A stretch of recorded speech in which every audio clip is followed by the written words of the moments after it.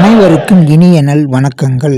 செவ்வாய் பகவான் ஐப்பசி மாதம் 10ஆம் தேதி முதல் கார்த்திகை மாதம் 21ஆம் தேதி வரை ஆங்கில தேதி ரீதியாக அக்டோபர் மாதம் 27ஆம் தேதி முதல் டிசம்பர் மாதம் 7ஆம் தேதி வரை செவ்வாய் பகவான் விருச்சிகம் ராசியில் ஆட்சி பலத்தில் சஞ்சாரம் செய்கிறார்.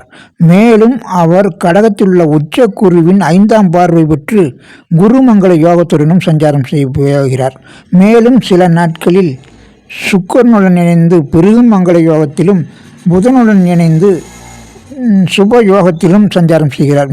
சந்திரமங்கல யோகத்தையும் தந்து சிறப்பான யோகங்களை அந்த 40 நாட்கள் சஞ்சாரம் செய்து தரப்போகிறார்.